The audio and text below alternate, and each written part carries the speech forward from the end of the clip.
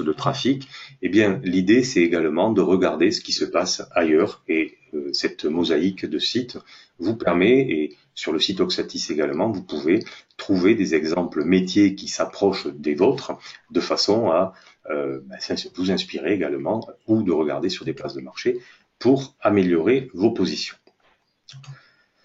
Alors, au sommaire de cette présentation, on va voir comment on peut générer 30% de commandes de plus en multipliant votre présence, notamment sur des réseaux de vente divers et variés, notamment, on verra toutes les places de marché qui sont disponibles.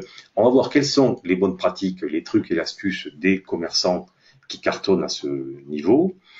Ensuite, Guillaume nous parlera des KPI à prendre en compte dans votre stratégie multicanal. Je vais vous parler de vision héroïste. On verra qu'effectivement, chaque fois qu'on va déposer un catalogue sur une place de marché, on va raisonner en termes d'investissement et en termes de retour sur investissement. Et tous ces points sont bien sûr des points mesurables. Il faut intégrer là-dedans un certain nombre de coûts, les mesurer et effectivement mesurer clairement la performance. Et ensuite, bien sûr, mesurer, définir les supports sur lesquels vous souhaitez vous positionner sans impacter votre référencement naturel. Alors, posons-nous d'abord une petite question avant de laisser la parole à Guillaume. Les places de marché, finalement, pourquoi? Eh bien, gardons le bon sens du terroir. Pourquoi je me rends sur un marché, le samedi par exemple? Eh bien, sur ce marché, si je suis vendeur, je suis sûr de trouver là une offre, une qualité de clientèle importante, des gens qui savent qu'à cet endroit, il y a un marché à telle date. Et donc, ça permet de disposer d'une clientèle d'une certaine façon captive. Et chaque fois que je me rends en tant que vendeur sur un marché, j'ai la certitude d'avoir un certain nombre de clients face à moi. Et bien finalement, la stratégie qui est sous-jacente au positionnement de son catalogue sur les places de marché, c'est exactement la même. C'est je vais chercher des clients là où ils se trouvent. Alors, remettons la présentation d'aujourd'hui dans le contexte que vous connaissez maintenant bien, puisqu'on a travaillé sur déjà une dizaine de présentations sur ce sujet, sur le hors-ligne, sur le référencement naturel, sur le payant, sur les places de marché. Et c'est bien le sujet du jour, qui est une source de trafic absolument fondamentale à mettre en avant. La fidélisation, bien sûr, on peut récupérer, entre guillemets, des clients sur des places de marché, et ensuite les fidéliser, bien sûr, travailler avec des avis clients, une présence sociale, bref, tous ces points sont des points importants à développer. Et maintenant, si vous voulez bien, je laisse la parole à Guillaume qui va nous présenter le tremplin des places de marché.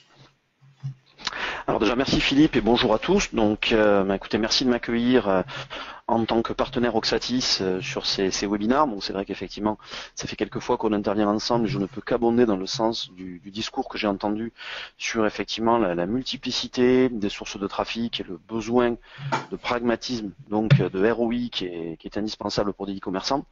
Alors, pourquoi les places de marché et pourquoi on va raisonner comme un tremplin pour se lancer? Déjà parce qu'effectivement, on en rentrera très vite dans deux cas de figure. Soit vous vous lancez, vous êtes juste en train de finaliser votre site et vous vous posez des questions. Soit vous avez déjà un site existant, bien souvent une marque créée, c'est ce qu'on voit se dessiner de plus en plus sur les e-commerçants et vous voulez accélérer votre développement. Et c'est vrai qu'aujourd'hui, on ne peut pas ne pas se poser la question des marketplaces. Déjà parce qu'elles sont omniprésentes. Et par ailleurs parce que quelque part, le consommateur est très très présent dessus. Alors, j'essaie simplement de passer à la slide suivante. Merci Philippe. Voilà. Hop là, on partage ça, voilà. Non, on est allé un poil trop loin. Tu le fais Philippe? Tu t'en occupes? Donc juste ce que je voulais vous ramener. Voilà, c'est des éléments précis. Pourquoi les places de marché? Parce que tout simplement, elles sont parmi les sites les plus visités en France. Je vous ai sorti là le top 15 des sites les plus visités en France en 2015, donc au 4e trimestre 2015, donc de l'information que j'essaie d'avoir la plus récente possible. Je pense que les chiffres parlent d'eux-mêmes. En premier, vous avez Amazon, en deuxième, vous avez Cdiscount, en troisième, vous avez la Fnac, en quatrième, vous avez eBay, cinquième Carrefour, sixième Price Minister, dixième La Redoute, 13e Boulanger, 14e Auchan et rue du Commerce. Autrement dit, vous avez une prédominance des marketplaces. Clairement, vous avez vraiment une hégémonie des marketplaces sur l'audience qu'elles génèrent. Donc ça veut dire que de toute façon, on sait très bien que les acheteurs vont là-dessus. Alors, si on passe à la slide suivante, Philippe, tu n'hésites pas à m'interrompre dès qu'il y a des questions pour que j'y réponde. On constate une chose, 32% des internautes ont acheté sur une place de marché au cours des 6 derniers mois. Ce qui veut dire en gros, si on le résume, un tiers des achats sur Internet se sont faits sur ces leviers. Je vous ai repris les chiffres là. J'ai sorti Carrefour. Il faut savoir que Carrefour vient de racheter Rue du Commerce. Il faut savoir qu'Auchan vient de lancer sa marketplace. Donc dans le panel que vous avez vu précédemment, il en manque même.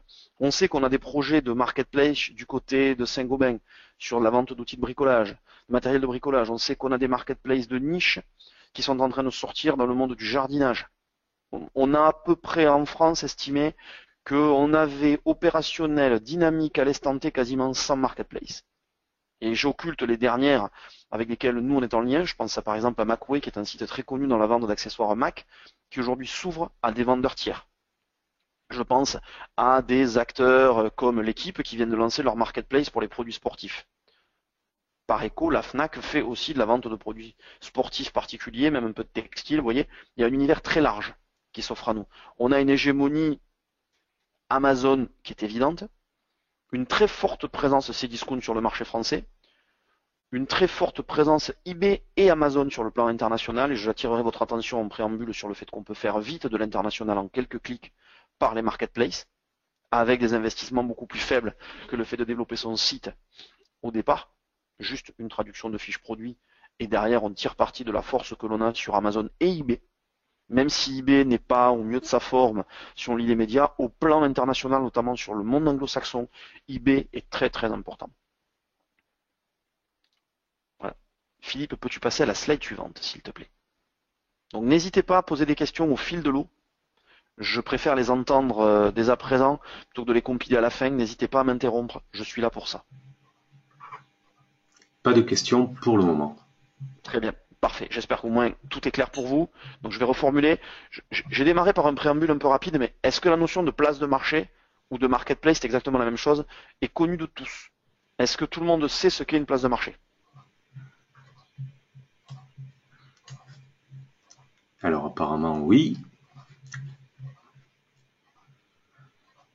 On a déjà deux. On est au clair sur le modèle. Oui, apparemment tu peux poursuivre. On est au clair sur leur modèle économique et sur ce genre de choses. Parfait. Philippe, alors par contre, je n'arrive pas, pour une raison que j'ignore, à passer les slides. Donc si alors tu voilà. veux bien m'assister dans cette tâche. Tout à fait. Merci. Alors je vais le faire je vais le faire moi-même, pour si ça marche. Voilà. Très bien. Voici le baromètre sorti par Oxatis il y a quelques mois. 8% des ventes en ligne aujourd'hui sont déjà sur les marketplaces. On a déjà 29% des marchands qui sont dessus. Et on constate une hégémonie, effectivement, qui est le triptyque dont je vous ai parlé, Amazon, eBay, Cdiscount. J'attirerai votre attention sur le fait que ça, c'est la donnée à l'instant T. Cdiscount est en train de monter fortement. Mais que surtout, il y a du potentiel sur beaucoup plus de marketplaces que ces trois-là pour des marchands. Que le danger de se limiter en nombre de marketplaces sur lesquels on travaille, c'est un danger énorme quand on voit le volume de chiffre d'affaires qu'elle représente. Attention à la dépendance au marketplace. C'est un facteur que l'on voit très souvent. On a des marchands chez qui la marketplace représente très vite, en quelques mois, 30% du chiffre d'affaires, en plus de ce qu'ils faisaient déjà. Chez certains, on est monté à 80%. Ce qui veut dire attention à ne pas mettre tous ses œufs dans le même panier. La stratégie que je trouve pérenne, et quand on a un succès sur Amazon, c'est de vite aller ouvrir les autres en plus. Certes, elles ne feront pas le volume de chiffre d'affaires d'Amazon, mais elles limiteront la dépendance, et ce sera toujours du chiffre d'affaires additionnel, et d'utiliser l'argent, le gain financier des marketplaces, pour justement investir sur les leviers qui ont été présentés un petit peu, référencement naturel ou payant, présence média sociale, fidélisation, à ce niveau-là. C'est vraiment important de bien utiliser ces canaux pour leurs forces et leurs faiblesses. On va rentrer un peu dans la suite. Hop là. Voilà. À ce niveau-là, pourquoi est-ce qu'aujourd'hui on va sur une place de marché? Que vous soyez à la fois un consommateur ou un marchand. La première chose qui vous amènera vous en tant que marchand, c'est l'audience. La place de marché a l'audience. On connaît tous l'importance de l'audience. C'était un peu le résumé que tu faisais tout à l'heure avec le marché qui était presque l'image d'Épinal du marché de village, effectivement. Mais je l'amalgamerais plus à un centre commercial, hélas aujourd'hui, moins glamour que le marché du village, mais c'est une réalité. On y va pour le trafic, pour l'audience. Le consommateur va y aller parce qu'il trouve tout. Ce qu'on va appeler en termes jargonneux, marketing un peu, voilà, un peu technique, le mix produit. C'est la pluralité de l'offre, c'est l'offre large. Quand ma femme va faire son marché, elle repart avec le panier qui est plein, elle a tout acheté au même endroit. On va aller aussi chercher le paiement. La marketplace centralise la transaction, elle a des éléments de rassurance. C'est sûr qu'entre un marchand qui se lance et Amazon, il y a une déficience de notoriété qui fait qu'on préfère Amazon pour la rassurance qu'elle amène. On va y aller aussi en tant que marchand pour le CRM, pour leur force de frappe. Je m'explique. Aujourd'hui, quand vous vendez sur Cdiscount, par exemple, votre produit peut être proposé à quelqu'un qui a fait un achat d'un produit additionnel, d'un produit précédent, que vous ne vendiez pas vous. C'est une opportunité de vente liée à leur connaissance de leurs clients que vous n'auriez pas. Vous vous positionnez comme étant potentiellement des marchands qui peuvent amener du complément de vente. C'est-à-dire que clairement, quelqu'un ne venait pas spontanément acheter votre produit, mais il peut se retrouver à l'acheter en complément d'un autre. C'est une force énorme à ce niveau-là. Vous avez un exemple très très prégnant qui est, je dirais, le cas Price Minister, où au niveau mondial, donc sur le groupe Rakuten, le maître mot, c'est ce qu'ils appellent la prise de pouvoir du marchand, ce qui se traduit en anglais par l'empowerment pour le marchand, c'est-à-dire qu'on vous met des outils à disposition pour mieux parler aux consommateurs Price Minister. Et j'insiste bien sur un point, les marketplaces sont comme des grandes surfaces. Ayez une attitude de fournisseur de grandes surfaces, sollicitez-les quand vous voulez faire des bons plans, quand vous avez des super produits, que vous voulez faire du déstockage avec des cycles de vente courts, prenez votre téléphone, appelez-les, il y a toujours des solutions pour être mis en avant, pour passer dans une newsletter, pour exploser les ventes. Systématiquement, ça marche. Les marchands ont tendance à l'oublier, à se contenter de diffuser un catalogue. Cet aspect-là est très important. Et le dernier point, c'est l'international, c'est tout simplement le fait qu'en quelques clics, vous pouvez vite franchir les barrières de la France. Alors déjà sur la zone euro, c'est très simple, vous pouvez vendre aux États-Unis également, vendre dans le monde entier. On sait que sur les États-Unis, on a une hégémonie eBay Amazon, donc très clairement, on peut très très vite atteindre des quotas très intéressants. Alors, j'essaie de passer à la suite pour vous donner aussi un panel un peu représentatif des marketplaces en France. Toujours pas de questions, Philippe, de ton côté? Alors, voilà. Pourquoi, toujours pareil dans le pourquoi les places de marché? Alors, je vous ai mis là, par exemple, le lien vers un livre blanc que vous pouvez télécharger, qu'on a édité il y a quelques temps déjà, il y a un an et demi, où on a analysé 35 secteurs de la distribution. Sur ces 35 secteurs de la distribution, nous avons analysé le positionnement dans Google de ces secteurs. Étant entendu que dans le référencement, le meilleur moyen de se cacher, c'est d'être en deuxième page de Google. Donc on a regardé qui était référencé sur la première page de Google. On a regardé, grosso modo, sur les articles de sport, par exemple. On a analysé 10 000 mots-clés. J'estime que c'est une analyse assez cohérente. Ça faisait 246 000 recherches sur une période de mois. Ce qu'on a regardé, c'était comment étaient placés les marketplaces. Et on a vu que Cdiscount revenait 3356 fois en première page, que Amazon revenait 2803 fois, que Rue du Commerce revenait 2735 fois, et ainsi de suite. Ce qui veut dire qu'aujourd'hui, on voit bien que sur des secteurs de la distribution classique, les places de marché sont déjà en train de manger toutes les premières pages des moteurs de recherche. Donc on n'est plus en train de se dire, je n'y vais pas pour lutter contre elle, parce que de toute façon, cette lutte, hélas, je ne vais pas signifier que le référencement ne sert à rien, je suis moi-même un référenceur, mais cette lutte, des fois, hélas, se fait à contresens, selon les produits que vous vendez.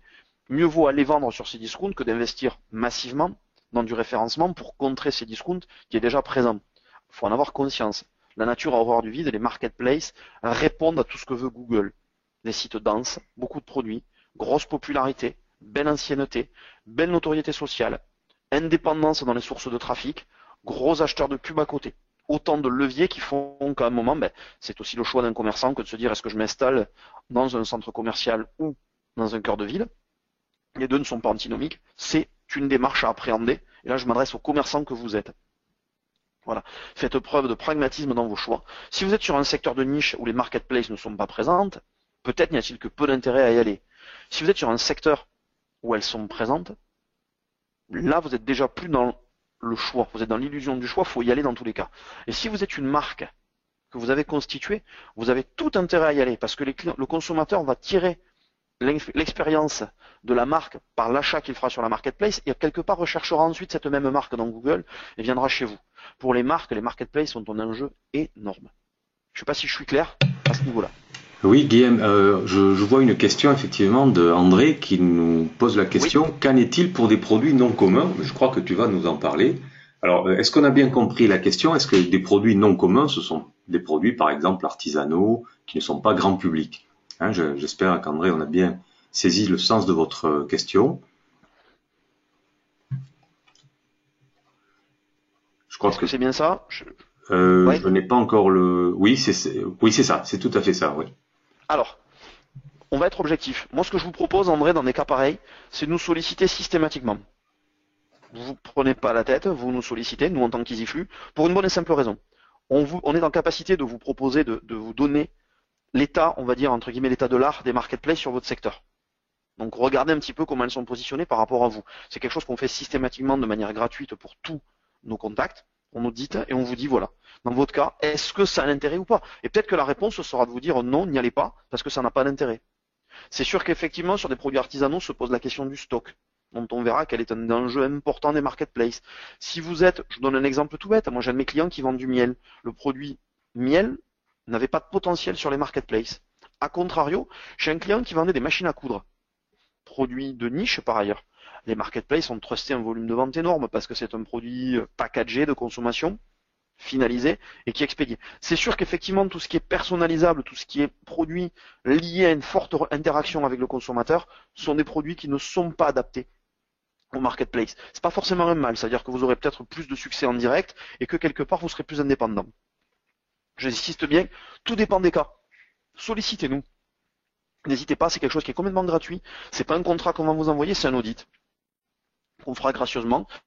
En vous disant voilà ce qu'on a constaté. Là, vous voyez ce qu'il en est. Je ne sais pas si André, ça répond à votre question, parce que c'est vrai qu'on a des expériences surprenantes sur les produits originaux. Des fois, le produit original, l'intérêt d'aller sur une marketplace, c'est l'ouverture à l'international. Des fois, c'est le fait qu'on sait que, par exemple, aux États-Unis, il y a plus de recherches produits qui sont faites sur Amazon que sur Google. Et j'aurais tendance à penser que c'est un peu pareil sur les pays de type Angleterre ou Allemagne. Donc c'est vrai que voilà, ça dépend vraiment de l'aspect affinitaire. Donc là, on peut le regarder, vous faire la réponse en live. Voilà. Je vais passer à la suite parce que j'insiste bien. Voilà, regardez bien. Voilà, la marketplace a quand même un enjeu par rapport au référencement que j'essaie de résumer là. Il y a des cas de figure où elles sont déjà présentes. Alors vous avez là un panel qui humblement date du mois de novembre. C'est-à-dire qu'il est déjà obsolète. Il me manque 4 à 5 logos dessus. Depuis quelques années, parce que ça fait quelques années qu'EasyFlux existe et que je fais ces conférences, précédemment, je mettais 4 logos. Aujourd'hui, je pense que j'ai un problème, c'est que c'est l'inventaire à l'après-vert que je suis en train de faire là. Il y a de tout.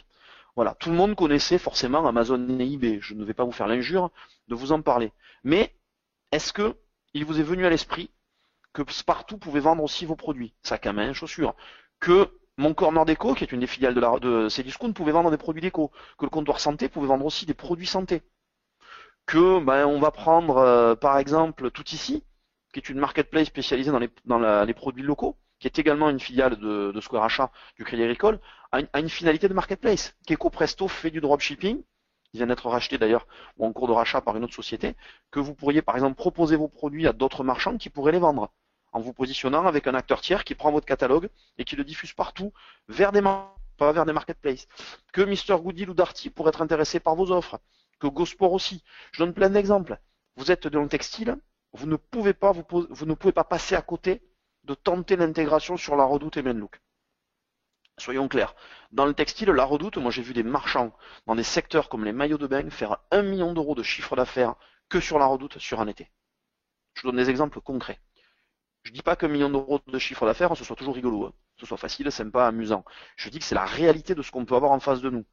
Que mon échelle, qui est d'ailleurs devenue mano à mano depuis, c'est la marketplace phare dans le monde du bricolage. Mais que Outils, qui va s'adresser au monde je dirais, de l'outillage plus professionnel, qui est porté par Saint-Gobain, est une marketplace avec un potentiel énorme, y compris en B2B. Et là, on a occulté tous les canaux B2B qui existent. Je vais vous prendre un exemple. Moi, je travaille dans un secteur qui est le monde du pneumatique, donc des pneus. Clairement, dans ce secteur des pneus, j'ai une cliente qui fait à peu près 3/4 de son activité de grossiste. L'activité de grossiste se chiffre en millions d'euros via des places de marché spécialisées B2B. Autrement dit, des acteurs, des garagistes qui vont se connecter et acheter. Même les gros sites Allo Pneus et autres sont devenus des marketplaces puisque ce sont ces produits qui sont référencés là-dedans et elles expédient pour leur compte. Vous voyez, c'est une évolution du business. Philippe parlait de l'interconnexion tout à l'heure des sociétés, on est exactement là-dedans. Voilà, vous vivez dans un monde interconnecté. Si quelque part Boulanger peut prendre 5% de votre catalogue et le vendre, tant mieux pour vous. Est-ce qu'il y a des questionnements Oui, ou des commentaires là-dessus? oui, une autre question qui rebondit, qui est l'inverse finalement de la question sur les produits non communs, c'est justement sur les produits standards, c'est-à-dire les produits concurrentiels. Que se passe-t-il lorsque le produit est en concurrence sur la place de marché, puisque c'est souvent le cas, Alors, s'il le va, tout voilà. dépend des marketplaces. Alors, si le produit est en concurrence, vous avez deux situations. Soit vous vendez, vous êtes sur votre site et vous vous posez la question d'aller sur les places de marché. Je vais vous dire déjà, ne vous posez pas la question, allez-y. Le test est quasiment gratuit. Nous, on vous offrira 1 mois, 2 mois d'abonnement, ça c'est un détail. Et faites votre test et vous verrez le volume de vente. Si vous êtes déjà sur la place de marché, votre question c'est comment j'ajuste pour vendre plus, c'est deux choses différentes. Soit je me pose la question d'y aller avec des produits concurrentiels, soit j'y suis déjà. Si votre question c'est vous posez la question d'y aller, j'aurais tendance à vous dire la question est déjà derrière nous, vous devriez déjà y être. Parce que de toute façon, le produit concurrentiel se retrouve là-dessus, de base. Clairement, si vous êtes le énième vendeur de coques pour iPhone, il faut aller aujourd'hui sur Price Minister et Amazon, également sur Cdiscount et sur eBay. Et il faut aller très vite, très large sur l'Europe. Si vous êtes déjà sur la marketplace, on va voir ensuite comment, en général, cette question sous-jacente, c'est lié à Amazon. Bien souvent, on me pose la question de comment je vendrai plus sur Amazon. Il y a quelques critères à connaître. Donc, je sais pas, Philippe, j'essaie de refaire préciser la question. Est-ce que c'est que vous vous posez la question d'aller sur les marketplaces ou que vous y êtes déjà et que vous voudriez vendre plus? Dans quel cas de figure êtes-vous?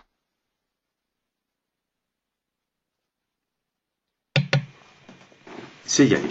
Donc, c'est bien ça C'est y là. aller. Bon, mais là, y aller, c'est voilà. Je dirais de manière très inélégante, réfléchir, c'est désobéir.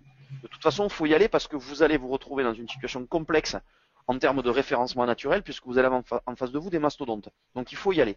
Il faut y aller parce que vous verrez même qu'en termes de marge, elles vont prendre une commission, on va pas se voiler la face, qui sera peu ou prou ce que vous aurez coûté votre investissement marketing pour faire connaître vos produits. Donc ça se calcule. Et surtout, ça va vous amener un avantage énorme, c'est que vous allez faire du volume, donc vous allez mieux acheter. Vous savez tous que dans le commerce, pour mieux vendre, il faut savoir d'abord bien acheter. Et c'est un des éléments fondamentaux. Vous êtes dans quel secteur d'activité sur des produits concurrentiels?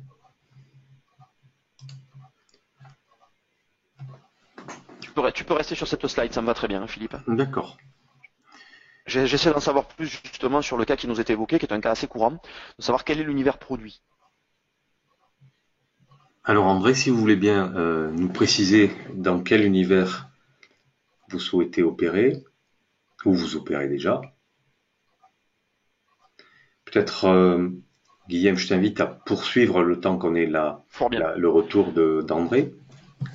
Alors, premier élément qui est important, tout peut se vendre. Il n'y a pas de mauvaise idée. Le problème, c'est qu'on a trop tendance à réfléchir, à faire des stratégies compliquées, alors que la première des priorités, c'est d'essayer et de voir. Le test est simple à faire. Il est aisé de ne pas dépenser beaucoup d'argent sur un test en disant voilà, on met les produits, on regarde ce qui se passe. Le test, grandeur nature, en un trimestre, grosso modo, vous savez ce qui se passe. Donc, c'est-à-dire qu'effectivement, trop souvent, on a des marchands qui ont des réflexions trop lentes. Je le dis sans mépris aucun. Trop, des fois, stratégiques là où il n'y en a plus. On n'est pas dans la stratégie, on est sur le fait de dire on vend tout ou partie de son catalogue, on voit ce qui se passe. Vous allez aussi bien vous retrouver avec des produits faciles à tourner, donc de la rotation de stock rapide, vos meilleures ventes que vous pouvez mettre sur les marketplaces, que des fonds de stock, des produits que vous avez depuis des années, parce que vous avez fait une opération spéciale, un déstockage et que vous avez sur les bras, un fournisseur qui vous a laissé ça. Là, vous avez une force de frappe énorme. Comme je vous l'ai indiqué, allez vendre ces produits-là sur une marketplace en appelant l'acheteur de la marketplace en disant je pète un prix, mettez-moi en avant. Mon propos est trivial, mais ça fonctionne ainsi. Pensez ce qu'on appelle la longue traîne, c'est-à-dire que vous allez avoir une profondeur de catalogue sur plein de produits que vous vendriez à l'unité chez vous, qui sont vachement intéressants pour Amazon, au plan mondial. Parce que peut-être que quelqu'un cherche, je reprends l'exemple du bricolage, un fourré de telle dimension sur tel produit, et que il a le réflexe Amazon, et que par ce biais-là, vous allez peut-être le vendre à quelqu'un au Japon. J'extrapole, mais c'est une possibilité. Le marché qui s'offre à vous est mondial.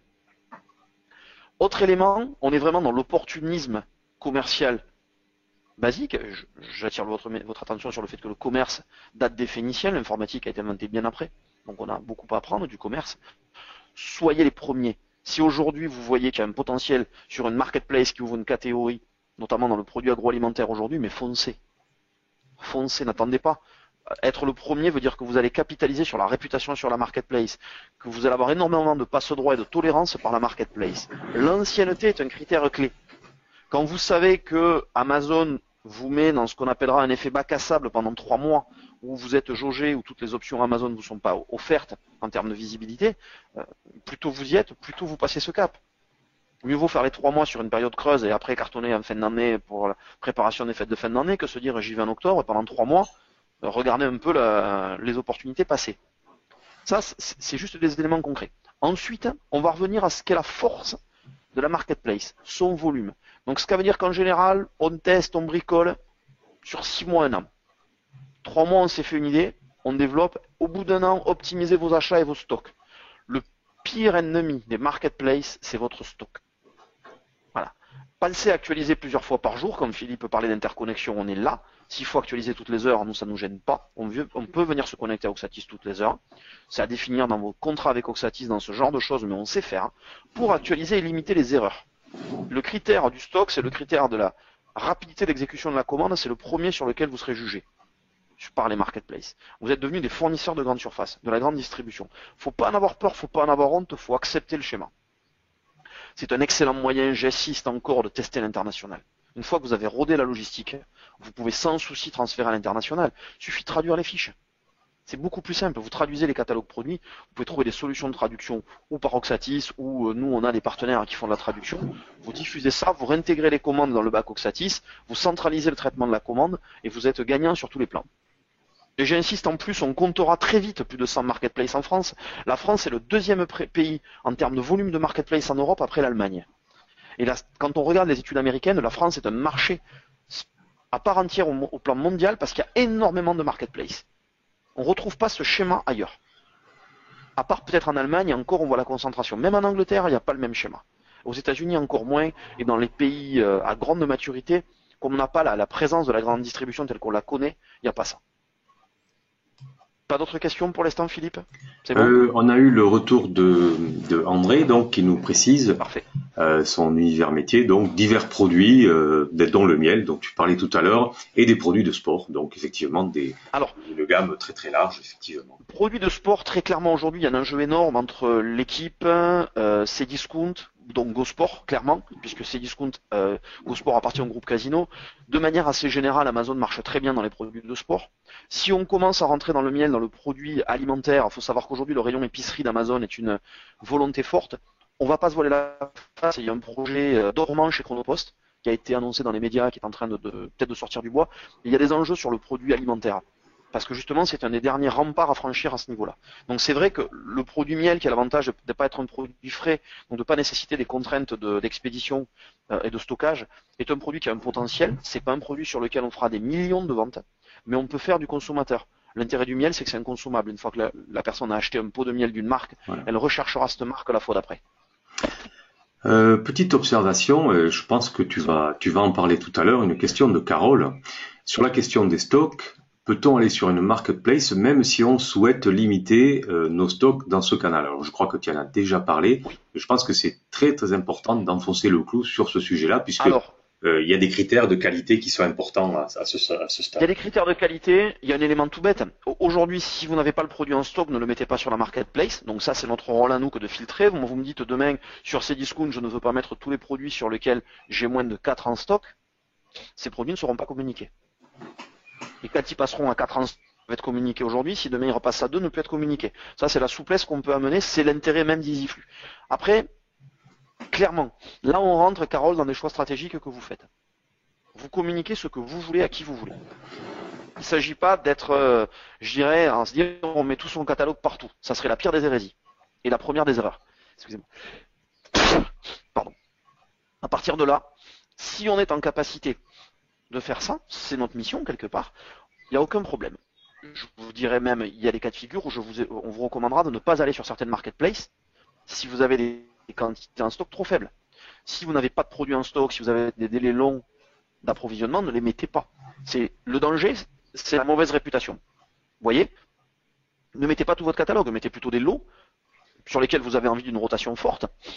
Testez également des produits de niche. André, je vous dirais, voilà, même si je suis pas convaincu qu'on fera beaucoup de ventes dans le miel, c'est dommage de ne pas tester parce que vous allez avoir là de fait des éléments de retour logistique intéressants avant de se lancer grandeur nature. Mettez des produits partout. Pour une raison toute simple. Vous avez une réputation de vendeur. qui va se créer, notamment chez Amazon. Cette notion de réputation est très sensible. C'est idem chez eBay. Plus vous allez avoir des produits dans plein univers, plus vous allez avoir une expérience utilisateur positive, et plus votre notation va monter. Plus la notation montera, plus vous ferez de ventes. C'est mathématique. Enfin, la synchronisation, j'insiste vraiment là-dessus, c'est la clé. C'est la clé. Nous, notre rôle, c'est un peu un parasite. On est entre Oxatis et les marketplaces, de façon à vous permettre de diffuser de partout. Parasite, c'est pas négatif. Ça accompagne la croissance de l'arbre pour moi. C'est quelque chose de cohérent. C'est un symbiote, si vous préférez, si Philippe, si tu préfères, on est plutôt dans ce schéma-là.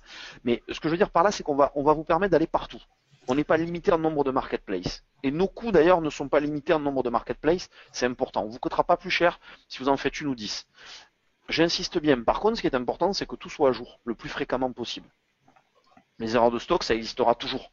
Si la vente se fait en même temps sur Amazon et chez vous, forcément, on va se retrouver un peu piégé. C'est pour ça qu'il faut avoir une quantité en stock un peu maligne. Vous en avez 10 en stock, communiquez à ces discounts que vous en avez que 5, par exemple. C'est pas gênant, ça. Vous mettez une règle automatique chez nous en disant on met la moitié de ce qu'on a réellement en stock sur les marketplaces en affichage. On est tranquille. Ça fait partie de ce qu'on sait développer. Ça pose aucun problème. Et surtout le dernier point, qui là est un point sur lequel vous devez vous faire violence, vous marchands. Exploiter les opérations spéciales et les mises en avant. Ça, c'est votre rôle en tant que commerçant, que d'aller les tanner, les contacter sans cesse pour leur dire écoutez, j'ai des super produits, mettez-moi en avant. Alors Guillaume, oui, cette remarque est tout à fait intéressante et je vais rebondir justement sur la question, sur la remarque de Marion, qui nous parle de produits haut de gamme. Est-ce que c'est intéressant de disposer des produits haut de gamme sur des marketplaces? Et justement, elle nous parle de pierres précieuses, d'autant que le stock varie souvent. Et opération spéciale, ça me fait tout de suite penser par exemple à des opérations type Saint-Valentin, fête des mères. Eh bien, c'est une réelle opportunité d'aller effectivement disposer le catalogue sur ces places de marché. Et je crois que Guillaume n'a pas encore abordé la question de la typologie des produits à forte valeur ajoutée, à forte marge, pour aller les disposer sur les places de marché. Mais effectivement, qui dit pierre précieuse dit en principe une marge relativement confortable qui permet effectivement d'aller sur les places de marché. Mais ce sujet va être abordé bien sûr tout à l'heure. Alors, au-delà de ça, même pour répondre à la question sur le produit pierre précieuse, ou même le produit bague, le produit fini autour de la pierre précieuse ou semi-précieuse, peu importe, oui, on a des retours intéressants de marchands sur ces secteurs-là. Toutes les marketplaces sont pas adaptées, c'est sûr que on peut faire une OP spéciale sur ces discounts, sur des produits avec un panier moyen peut-être plus bas que si vous allez sur un La Redoute, mais oui, clairement, il y a un potentiel. Et de toute façon, encore une fois, la question, vous voyez, on rentre dans une réflexion stratégique. La première des choses, c'est qu'il faut savoir que vous avez des marketplaces qui prennent tout le monde. Cdiscount, Price Minister, Amazon, eBay prennent tout le monde. Les autres sont sélectifs. Sur les autres, vous avez des process où vous rentrerez que si vous les intéressez. La Redoute accepte à peu près un marchand sur 200 aujourd'hui. Donc on commence à rentrer sur ces notions-là de précieux et de haut de gamme. De toute façon, tout dépendra de la façon dont le produit est mis en valeur. Je vous donne un exemple tout bête. Aujourd'hui, quand vous allez sur eBay, vous pouvez vous contenter basiquement de diffuser vos produits, ce qui est fait en grande majorité sur le marché français, ou vous pouvez aller plus loin et customiser votre boutique eBay en termes de design et de look. C'est quelque chose dont on sait dans les communications qu'on voit d'eBay, qui sont en général des communications anglo-saxonnes, qu'on augmentera de 30% les ventes sur eBay en ayant un design sur mesure de la boutique. Je reviens un peu à l'idée des pierres précieuses, je ne veux pas m'en éloigner non plus. L'idée c'est de dire voilà, ça dépend de l'environnement et la façon dont on va bâtir les crins autour du produit. Et là, quand vous arrivez avec des marketplaces en disant voilà, moi je suis en capacité de faire ça, vous avez réussi, Kaufman Broad a réussi à vendre des appartements avec vente privée. Pour moi, le process de vente privée est proche d'une marketplace. Solliciter vente privée pour de la pierre précieuse, même si c'est pas en travaillant avec nous, peu importe, Marion. Au moins ça fonctionnera, mais contacter la Redoute, moi aujourd'hui sur des produits pareils, vous faire une étude en vous disant voilà ce qui semble fonctionner, je rentrerai pas dans les secrets de mes clients que j'ai déjà dans ces secteurs, ou au contraire vous dire là ça marche pas de débat. On pourra tout à fait vous donner des indications. Oui, je suis convaincu du potentiel, peut-être qu'il ne se limite même pas à la France. Après, il faut savoir gérer la logistique et tout ce qu'il y a autour, mais ça pose aucun problème. Et j'insiste bien, vous prenez le cas, voilà, aujourd'hui quand vous allez sur Cdiscount, vous avez des offres de mise en avant de Cdiscount qui peuvent s'acheter pour certains marchands sur des niches. Sur eBay et sur Price Minister, le design n'est pas à acheter chez eux, mais chez des prestataires tiers. Grosso modo, il y a un gros acteur français qui fait ça, dont je vous parlerai ensuite en off. Voilà, mais on sait que voilà, là vous valoriserez davantage le produit. Je ne sais pas si je réponds à la question, Philippe. Tout à fait, tout à fait. Je Voilà, vois après que sur ce la pierre matin, précieuse, le on stock a est plus beaucoup faible. de questions. Une autre remarque de Carole qui nous précise, dont on parlait tout à l'heure, Guillaume nous parlait du fait que Amazon procédait à des tests, le fameux bac à sable, pendant quelques semaines. Ouais. Et elle rebondissait sur cette remarque en se posant la question, y a-t-il des référencements internes propres au marketplace, par exemple, et surtout quel est le registre qui fait qu'ils vont favoriser un nouvel entrant qui a à peu près les mêmes éléments de référencement qu'un petit nouveau qui arrive. Quel est un peu le schéma? Alors, au niveau référencement, oui, chaque marketplace a son algorithme de recherche. Certains en parlent, d'autres pas. On sait que sur Amazon et sur eBay, on a des leviers qui ont été communiqués sur des mots, sur la façon de renseigner les titres et certains éléments pour mieux être référencés. Donc je confirme oui, sur les marketplaces les plus matures, oui. Sur les marketplaces qui arrivent aujourd'hui, les nouvelles, qui ne sont pas des marketplaces purs à 100%, je pense à des Auchan, des gens comme ça, non. Eux-mêmes n'ont pas encore la maturité pour toutes ces questions. Nous, on travaille des fois avec eux en amont. C'est des questions plutôt de bonne catégorisation et mettre les produits aux bons endroits. Après, pour ce qui est du fonctionnement d'Amazon, pour parler un petit peu de la grande nébuleuse qui est Amazon, comment ça marche? Aujourd'hui, quels sont les critères qui vont compter chez Amazon? L'ancienneté du marchand, donc sa réputation. La quantité en stock, le prix vendu. On ne va pas se voler la face, Amazon a tendance à prioriser les marchands qui auront le stock et le prix le plus intéressant. C'est clair. L'expédié par Amazon est un critère clé. Si vous envoyez vos produits par Amazon, vous gagnez des points dans la notation qui vous permet d'obtenir le Graal. Qu'est-ce que le Graal chez Amazon? C'est ce qu'on appelle la buy box. La buy box, c'est quand vous êtes sur une fiche produit Amazon, que vous avez X vendeurs qui vendent la même chose, être celui qui est en haut au niveau de acheter. Il faut savoir que le premier qui est proposé n'est pas forcément Amazon, même si Amazon le vend lui-même. La buy box est calculée quasiment en temps réel. Elle tient compte de différents paramètres. Le prix, le stock, la réputation, la logistique. Pourquoi le expédier par Amazon? Parce qu'expédier par Amazon fait que ça fait apparaître à l'acheteur final un coût logistique à zéro, donc on part avec un avantage à ce niveau-là. Donc indirectement, ce que je suis en train de vous dire, c'est que si vous voulez vendre mieux sur Amazon, oui, expédier par Amazon est une bonne réponse. C'est même un peu un diktat imposé par Amazon, il faut être clair. Maintenant, il faut savoir une chose. Amazon va prioriser le ratio prix-stock. Ce qui veut dire qu'un marchand, je vais vous prendre notre exemple, un exemple tout bête. Je vends des vélos. L'algorithme d'Amazon a vu que hier, c'était vendu 50 vélos. Moi, j'en ai 40 en stock et mon confrère en a 10. Moi, j'en ai 40 en stock, je les vends 2000 euros. Mon confrère en a 10 en stock et les vend 1500 euros. Je serai devant mon confrère parce que le potentiel de vente et donc de marge que je vais laisser à Amazon sur la journée est supérieur à lui puisque j'ai plus de stock. Et alors que j'ai un prix plus haut. Vous voyez, c'est un arbitrage permanent. La grande tendance sur laquelle on travaille tous, c'est de réajuster ses prix en fonction de la concurrence sur les marketplaces. C'est dangereux parce que le réajustement ne se fait bien souvent qu'à la baisse. Or, quand un marchand distribue, il faut dépendre des prix. Je suis pas très fan de cette politique-là. Moi, je l'ai pas appliquée dans EasyFlux, c'est un choix parce qu'elle est très dangereuse. Mais on sait qu'on est vers ça. Ça, c'est le cas Amazon. Hein. Je ne m'étendrai pas davantage. C'est ce cas-là. Dans les autres, les critères majeurs de mise en avant plus que d'autres, c'est essentiellement l'ancienneté, la notoriété, la réputation. C'est le cas chez Price et c'est l'autre. Bien souvent sur les marketplaces moins matures, je vous donne une anecdote, la Redoute jusqu'à il y a peu n'était pas capable de référencer deux marchands sur le même produit. Ce qui veut dire que le premier arrivé était le premier servi. On revient à mon postulat de départ. Après voilà, je vous ramène aussi à des constats pragmatiques. Les marketplaces ne sont pas vos amis, on est bien d'accord, ce sont des canaux de vente à prendre en considération. Elles sont liées à la grande distribution pour la majorité. Amazon est plus gros que Walmart aux États-Unis. Cdiscount, c'est le groupe Casino. Rue du Commerce, c'est Carrefour. Auchan a lancé sa marketplace. Darty, Fnac, ce sont des structures qui parlent à tout le monde. Voilà. Elles ont une gestion de la relation avec vous, qui est une gestion fournisseur. Vous n'êtes pas un client de marché, vous êtes un partenaire.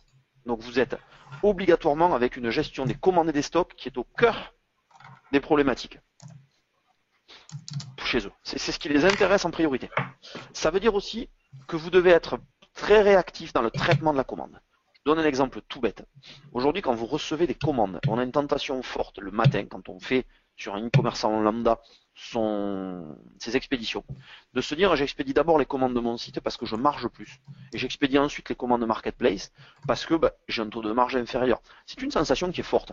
Je l'entends, je vis avec une e-commerçante. Donc c'est des débats que j'ai tous les soirs à la maison. Hein. Clairement, c'est une erreur.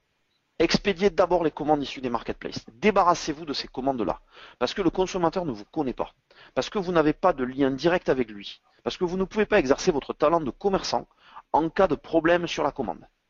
A contrario, les commandes passées sur votre site, vous avez tous les éléments pour permettre une vraie relation commerciale, c'est-à-dire au pire des cas, il y a une rupture de stock, vous appelez le consommateur, vous entrez dans une relation classique commerciale avec lui et commerçante avec lui, vous trouvez un produit substitution, vous le faites patienter, vous lui faites un cadeau, une remise, autant d'éléments normaux du commerce. Donc, en priorité, débarrassez-vous des commandes marketplace et focalisez la gestion des conflits, si on peut employer ce terme, que sur les commandes que vous avez sur votre site, de façon à limiter les cas d'interaction négative. Et vraiment, ne communiquez que sur des produits en stock. Il n'y a rien de pire que de s'amuser à jouer aux apprentis sorciers et de se planter parce que ça va très vite. Vous commencez à avoir une mauvaise réputation, Amazon vous flingue le compte et c'est terminé. Ils ne vous reprendront pas. Je donne cet exemple-là. C'est un exemple. Je donne le cas Amazon, mais j'insiste bien, je ne veux pas qu'on se focalise que sur ça. Aujourd'hui, il y a des univers qui peuvent vivre sans cela. Et la France, c'est sans marketplace. Il faut aller sur toutes. Toutes celles qui peuvent vous prendre, allez-y. Le volume de vente de Spartoo dans les chaussures est énorme. Le volume de vente qui est fait par la marketplace partout est très conséquent. Le volume de vente qui est fait par la Redoute, c'est des milliers de ventes. Alors ensuite, on va rentrer un peu dans des éléments techniques, parce que comme le disait Philippe, il y a une interaction. Pourquoi est-ce qu'il faut passer par des éléments techniques? Déjà parce que ce qu'on transmet au marketplace, c'est de la donnée. Donc on va donner des informations sur le produit. La qualité de l'image est cruciale. L'internaute n'est pas sur votre site. Il n'a pas les éléments de rassurance de votre site. C'est le visuel produit qui fait la vente. Aujourd'hui, sur ces discounts, il faut que le visuel soit 1200 par 1200. Hier, c'était pas le cas. Aujourd'hui, vous l'avez pas en 1200 par 1200, vous dégagez. On revient sur mon postulat de départ. Ils vous traitent comme des fournisseurs de grande surface. Voilà. Je ne suis pas responsable de leur choix. Je vous en informe. Travaillez les descriptions pour les produits de niche. Voilà, je crois qu'André parlait du miel, voilà, c'est des éléments qui peuvent vous différencier. Bien catégoriser les produits pour être présent au bon endroit. C'est en ça que nos outils vont vous aider à bien matcher vos produits au bon endroit. C'est un travail de fond qui se fait. Nous, notre but, c'est de vous amener un gain de temps à ce niveau-là. Bien renseigner tous les attributs. Ça, c'est crucial.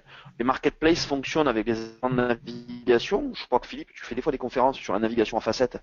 Et ces éléments de navigation au sein d'un site e-commerce, une marketplace, c'est pareil. Si on me dit que je vends un t-shirt noir, c'est bien, mais si madame cherche un t-shirt noir en 40 avec tel textile, telle composition, et que vous n'avez pas renseigné la taille, la composition du textile, vous perdrez la consommatrice, c'est un peu misogyne, excusez-moi dans la vision, donc le consommateur, dans le process de commande. Donc renseignez un maximum d'éléments tels qu'il les demande, qu'ils soient facultatifs ou obligatoires. Attention au code EN. Code EN, qui sont les codes manufacturiers qui sont indispensables pour aller vendre sur les marketplaces. Mais si aujourd'hui vous regardez, c'est indispensable pour aller également sur Google Shopping. Je crois que en tant que partenaire Google, vous avez aussi des informations de la sorte. Donc c'est ce code EN qui est le code produit. Donc si vous êtes un fabricant, à vous d'aller acheter les codes EN. Si vous êtes un distributeur, c'est au fabricant ou à l'importateur de vous les fournir. C'est ce qui définit un produit. Donc autrement dit, si vous êtes 10 à vendre le même produit, vous avez le même code EN. Ça ne s'invente pas un code EN. Voilà. Et, élément important, pensez bien à limiter le risque de pour le référencement naturel. Donc, fournissez autant que faire se peut des contenus différents au marketplace de ce que vous avez sur votre site. Ça, nous, on sait faire. Hein. On vous met à disposition dans EasyFlux les éléments pour pouvoir réécrire les fiches produits. Soit les importer massivement d'un coup en modifiant les descriptions. C'est-à-dire que vous pouvez faire des modifs dans Excel de vos fiches des contenus, nous les réinjecter dans EasyFlux. Et nous, on ira toujours prendre Oxatis en entrée pour les stocks, les prix, et on écrasera les contenus pour pas avoir cet effet de duplication. C'est un point sur lequel on sensibilise parce que c'est vrai qu'on voit trop d'erreurs commises là-dessus. On y est sensible, nos équipes le sont. Je vous rappelle qu'on est aussi référenceur à un moment. Donc n'hésitez pas à nous solliciter dans l'échange là-dessus s'il y a besoin. Philippe, je suis à ta disposition. Deux questions en fait. Une question effectivement qu'on n'a pas forcément encore abordée au sujet de la marge. Effectivement, les produits à disposer sur les marketplaces sont, si possible, et de préférence des produits à marge. Pourquoi? Parce que ça rebondit effectivement au niveau du prix. Quelle est en gros la commission que les marketplaces prélèvent sur les ventes? Alors, On n'est pas sur du en gros, je vais donner un chiffre qui, alors si, je vais donner un chiffre qui est ce que moi je constate. Donc c'est-à-dire qu'effectivement, c'est un constat moyen fait sur plus de 500 marchands et sur plus de 100 marketplaces. Considérez que le taux de commission moyen d'une marketplace est de 15%. Vous pouvez avoir plus et vous pouvez avoir beaucoup moins. 15% étant une moyenne. En général, la plupart du temps, les gens tombent de leur chaise quand ce taux est annoncé. C'est tout à fait, à premier abord, c'est une réflexion que je conçois. Après, on va le détailler ensemble. Aujourd'hui, quand vous vendez sur la marketplace assure la transaction, assure le risque de fraude. Vous recevez un virement. Mettons qu'un marchand moyen passe par PayPal. Philippe, je parle sous ton contrôle. PayPal, taux de commissionnement, c'est 2,5, 3,5%. On est dans ce Là, vous n'avez pas ce taux. Donc de 15 moins 3,5, vous voyez qu'on est déjà plus qu'à 11,5. Hein. Vous voyez, déjà, on a cette différence-là. Deuxièmement, quand vous calculez combien vous coûtent toutes les opérations marketing autour de votre site internet pour le faire connaître, pour générer une commande, vous êtes en général à un ratio de rentabilité qui est équivalent à la marketplace. Ce qui veut dire que la marketplace ne fait que mettre en exergue de manière brutale la réalité de votre compte d'exploitation et de votre marge brute, ou même de votre marge nette en l'occurrence, pour les produits. Moi je considère qu'aujourd'hui sur internet il faut vendre des produits qui ont un coefficient de marge minimum 30% pour être dans une situation cohérente. C'est une norme que même les experts comptables acceptent. La place de marché en consomme la moitié, mais si aujourd'hui vous calculez combien va vous coûter l'acquisition en AdWords, en shopping, en tout ce que vous voulez, c'est un peu délicat. Oui, alors tout à fait. C'est un point très important, c'est mettre en perspective ce qu'on appelle le coût d'acquisition. Effectivement, le coût d'acquisition d'un client sur la marketplace paraît comme ça à 15% élevé, mais lorsqu'on a un premier client qui semble générer la totalité de la marge pour le e-commerçant, on a tendance à occulter le coût d'acquisition de ce premier client. Tout à fait. C'est une réelle opportunité j'allais dire, d'investir. Alors, c'est un investissement aussi, c'est pour ça qu'il faut mesurer l'efficacité de cet investissement qu'on va nécessairement faire. Alors, qui n'est pas un investissement avant, mais il va être juste après. C'est-à-dire que c'est le prélèvement de ce coût d'acquisition qui sera sur le chiffre d'affaires. Et donc, c'est un petit calcul à imaginer. C'est un calcul à faire. Nous, on est tout à fait prêt à le faire. En plus, parce qu'on a des cas de figure où les clients nous disent, ben non, j'y vais pas parce que c'est pas cohérent. Ça s'entend tout à fait. C'est un calcul à faire avec une particularité, c'est que quand vous allez le faire, toutes choses égales par ailleurs, sur les leviers promotionnels traditionnels, quels qu'ils soient, Facebook, Google, comparateur de prix, tout ce qui est coût, j'occulte le référencement naturel ou bien souvent c'est un travail sur le temps. La particularité, c'est que vous allez d'abord investir, donc d'abord sortir l'argent pour hypothéquer ou hypothétiser, selon que le terme soit français ou non, le résultat. Là, c'est différent, ça vous est prélevé sur la vente. Donc, il n'y a pas en trésorerie de mouvement de risque. La différence, c'est que c'est un investissement sans risque. C'est toute la particularité. La marketplace prélève à la source de la vente. C'est toute la différence. Il n'y a pas ce risque-là. Alors après, qu'est-ce qu'ils y fluent ? On peut passer sur ce slide, on va passer au suivant qui, à mon avis, est peut-être un poil plus explicite que celle-ci. Voilà. Clairement, voilà, c'est ce qu'on va appeler, c'est ce qu'on va appeler un connecteur. On va se connecter entre vous. Vous êtes symbolisé par la caisse enregistreuse à ce niveau-là. Vous, site e-commerce, on va diffuser vos flux. Donc votre catalogue produit que nous allons récupérer sur Oxatis, nous allons appliquer tous les traitements nécessaires dessus, à savoir, je veux mettre tel ou tel produit dans Cdiscount, tel ou tel autre sur Amazon, tel ou tel autre sur eBay, et ainsi de suite par Marketplace. Vous pouvez le faire à l'intérieur. Je veux modifier mes descriptifs pour les Marketplaces. Vous pouvez le faire dans EasyFlux. Je veux vendre plus cher sur les Marketplaces. Vous pouvez appliquer une règle qui va modifier le prix. Le plus pouvant fonctionner, le moins pouvant fonctionner aussi. C'est un choix. Modifier les quantités en stock. Vous pouvez tout modifier dans l'interface. L'intérêt, c'est que ça ne vous oblige pas à changer la logique d'Oxatis. Nous, vous pouvez même segmenter, faire toutes les règles que vous voulez. Clairement, on vous accompagne, on vous forme à ça.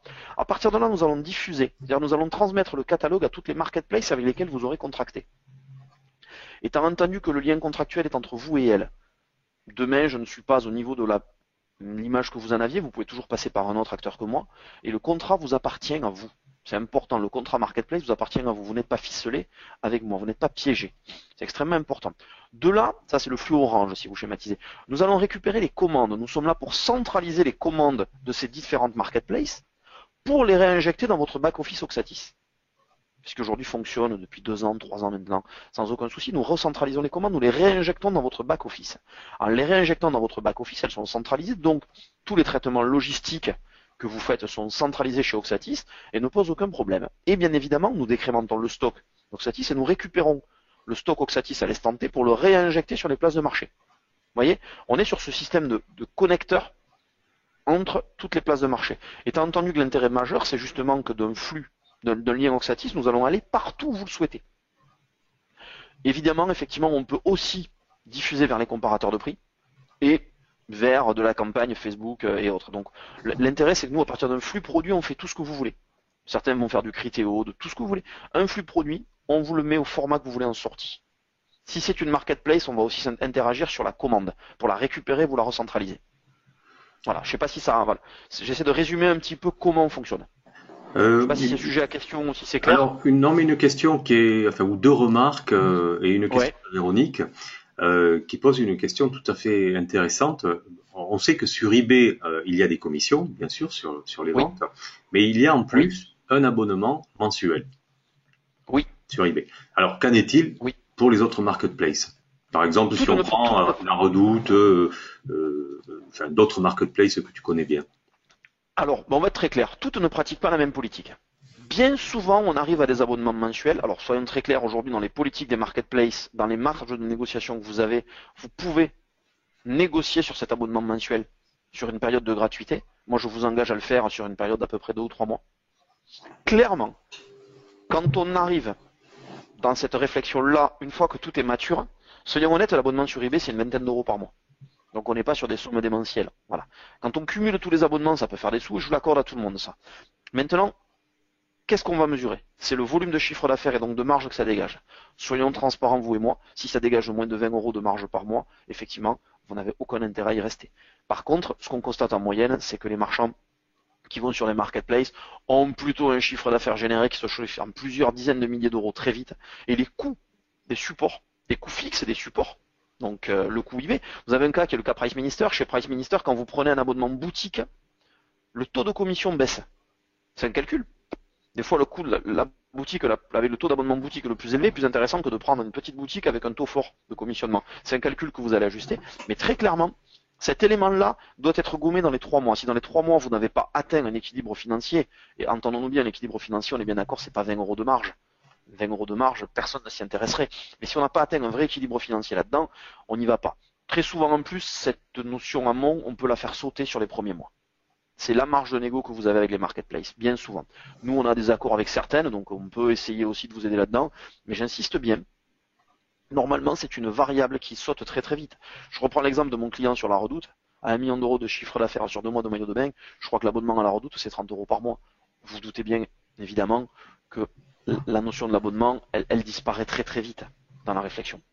Alors voilà, c'est un panel de quelques-unes des fonctionnalités qu'on propose au niveau de l'interface, sachant qu'on en amène de plus en plus, sachant que je vous disais tout à l'heure effectivement qu'il y avait un enjeu clé aujourd'hui sur eBay et sur Price Minister à designer vos boutiques, à amener des boutiques avec une esthétique, des fois même d'ailleurs dans le cas de Price Minister, on va être un peu malin dans le même univers graphique que votre site.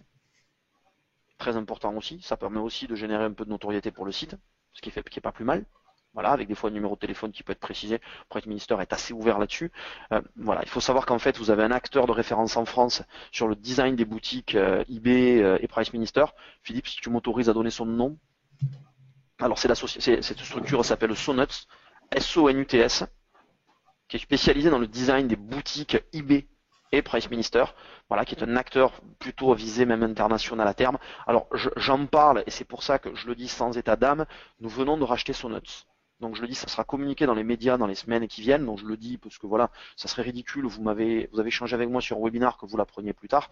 Donc je vous le dis, n'allez pas sur le site Sonuts aujourd'hui parce qu'il n'est pas au niveau de ce qu'il sera demain. Mais voilà, il y a cet acteur de référence qui est désormais rentré dans le giron d'EasyFlux justement pour ça. Parce que justement, on a constaté que ça a amené un gain de performance énorme à ce niveau-là. Voilà, je vous le dis pour information. Voilà. Donc, on va terminer avec le slide, qui est en général le slide un peu la vérité, parce qu'il faut aussi, au sortir de cela, que je vous dise un peu combien va vous coûter EasyFlux. Ça serait un peu malvenu de ma part de ne pas aborder ce sujet-là, parce qu'en général, c'est une question sous-jacente qui est très peu abordée, soyons clairs. Bon, on raisonne toujours en prix hors taxe. Alors, il faut savoir qu'EasyFlux, aujourd'hui, sur un marchand qui aura moins de 100 références, ça vous coûtera 49 euros par mois. Le nombre de marketplaces que nous allons gérer n'impactera pas dans la facturation. Le chiffre d'affaires que vous ferez n'impactera jamais dans notre facturation. Nous avons 3 niveaux de prix. 49 € par mois pour des marchands qui ont moins de 100 références. 89 € par mois pour des marchands qui ont jusqu'à 500 références. 149 € par mois pour des marchands qui ont jusqu'à 5000 références. On applique après une notion de dépassement pour des catalogues supérieurs. Là-dedans, vous avez un outil dans le même schéma qu'Oxatis, en mode SaaS, sans engagement de durée. Vous pouvez vous arrêter avec nous demain si vous le souhaitez. Il n'y a pas d'engagement dans le temps. Si ça marche pas, on arrête. C'est pour ça que je suis d'autant plus libre de vous dire tester sur 2-3 mois. De toute façon, vous aurez une période de gratuité déjà liée au partenariat avec Oxatis qui est de 2 mois. Donc pas d'un comme annoncé là. Vous avez 2 mois de gratuité si vous signez que vous êtes un marchand Oxatis. Ensuite, on va vous amener l'outil complet, vous êtes formé, vous avez des webinaires de formation également qui ont lieu, vous avez de la formation individuelle à l'outil si vous le souhaitez, et vous avez le cas échéant, si vous ne vous en sortez pas ou si vous êtes débordé, possibilité, un petit peu comme dans le modèle Oxatis, de faire appel à nous pour des services additionnels, qui ne sont pas indispensables, pas obligatoires, pour aller plus loin dans les marketplaces. Voilà, donc vous pouvez démarrer, pour vous faire simple, si vous y allez sur 3 mois, on va vous coûter sur 3 mois que 49 €, ce qui serait la facture du dernier mois. Bien souvent, les marketplaces vont rien vous coûter et vous prendrez des commissions dessus. Voilà. Testez et voyez. Le coût est trop bas pour ne pas rentrer dans le test. J'insiste, pas au-delà de mon coût, le coût des marketplaces. Un point, une question qui est toujours d'André. EasyFlux collecte les codes des commerçants, disons, les codes des produits des commerçants, des catalogues, et les injecte directement. Alors, une question, mais il faudrait peut-être, Guillaume, expliquer comment, et justement, peut-être il y avait la slide précédente qui montrait l'outil, comment le e-commerçant peut arbitrer le positionnement de son catalogue sur telle et telle place de marché. Et autre remarque qui correspond à ce que tu as dit tout à l'heure, c'est qu'effectivement, en matière de stock, André nous posait aussi une question, mais sur laquelle on avait donné quelques éléments tout à l'heure. Imaginons qu'on a un stock à 10, on peut très bien mettre une clé dans le système pour dire à la place de marché, je n'en mets que 5 ici et 5 là, comme ça je me garantis contre les ruptures de stock. Mais effectivement, peut-être il faudrait parler... Tu peux revenir à la slide précédente, absolument, sans aucun problème. Voilà, alors, ce serait intéressant de le montrer. Voilà, clairement. André, pour répondre à votre question, c'est un choix partisan de ma part de ne pas rentrer dans une présentation qui est le listing des fonctionnalités EasyFlux. C'est pas l'objectif. J'estime, parce que quelque part on parle plus des marketplaces, nous sommes nous je dirais le connecteur. Rien de plus qu'un connecteur, mais un connecteur quand même.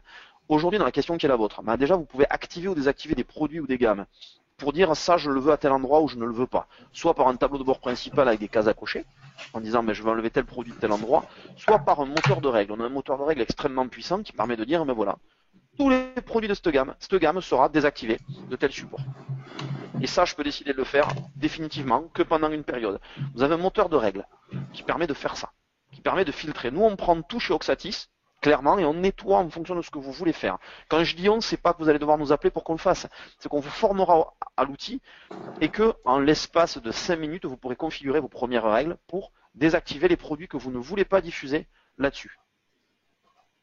Voilà. Pour ce qui est des stocks, même combat. C'est une règle qu'on va paramétrer en disant voilà, nous, le champ stock, je le modifie pour ces discounts, par exemple, et je décide que pour ces discounts, tous les produits, je mets 5 en stock.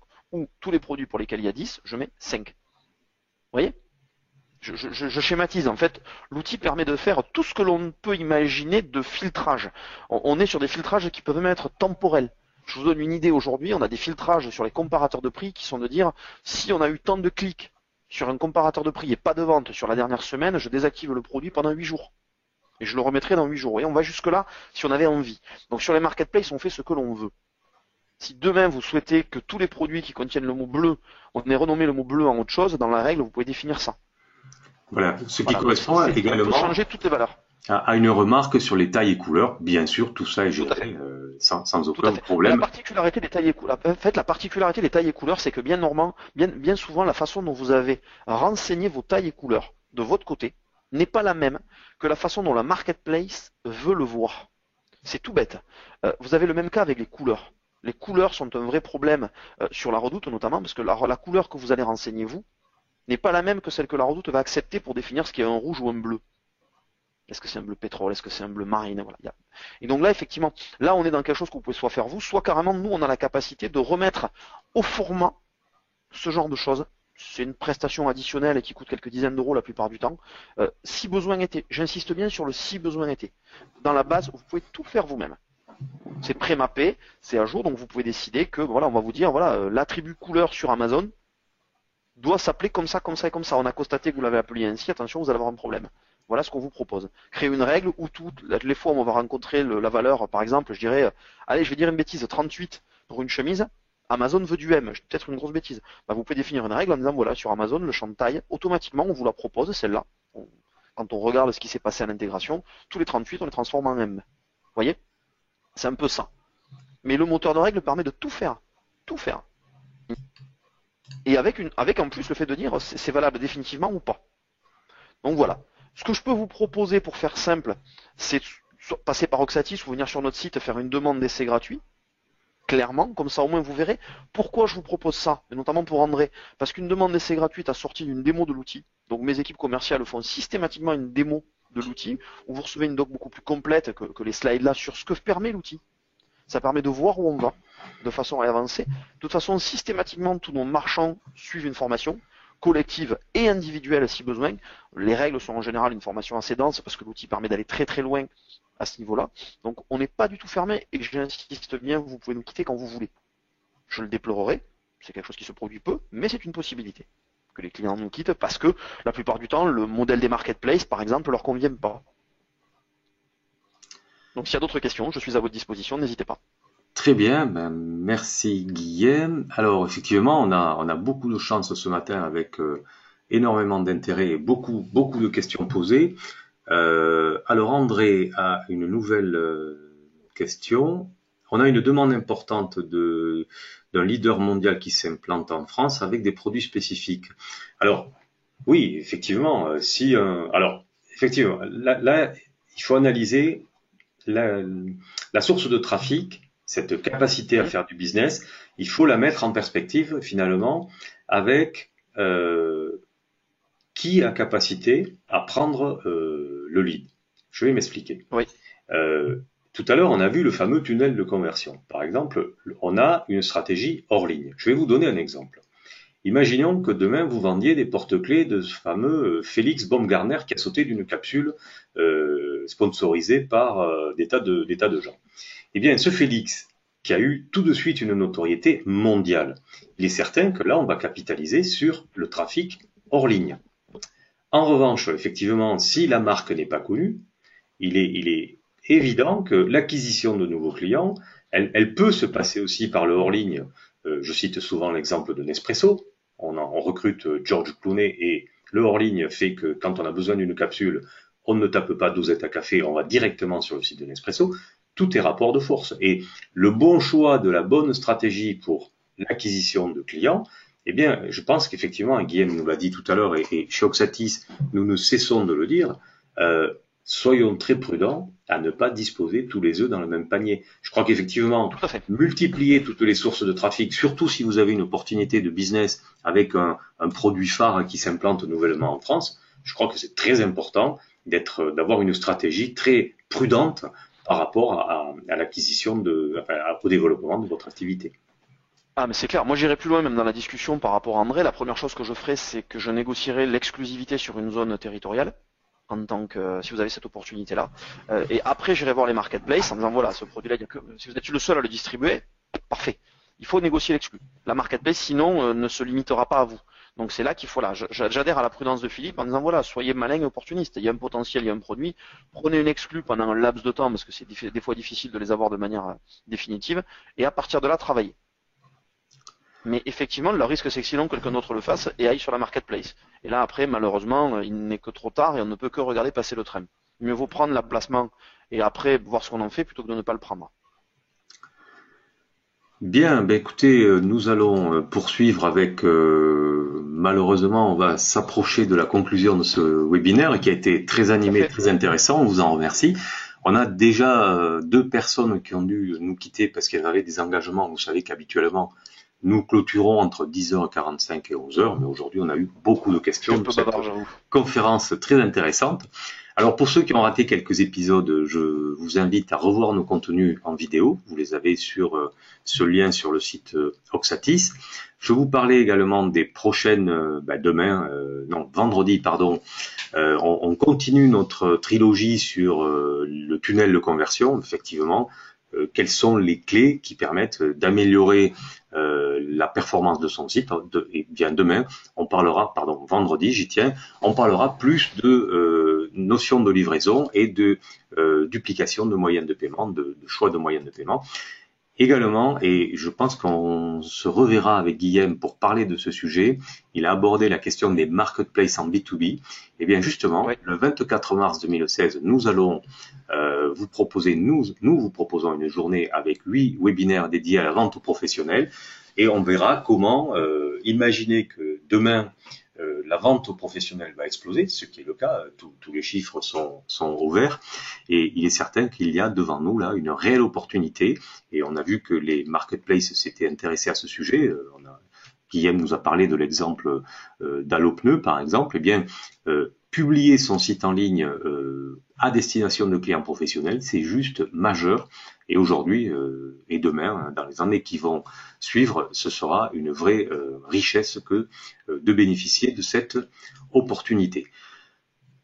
Nous vous remercions de votre attention. On regarde s'il n'y a pas d'autres questions. Ce n'est pas le cas pour la minute.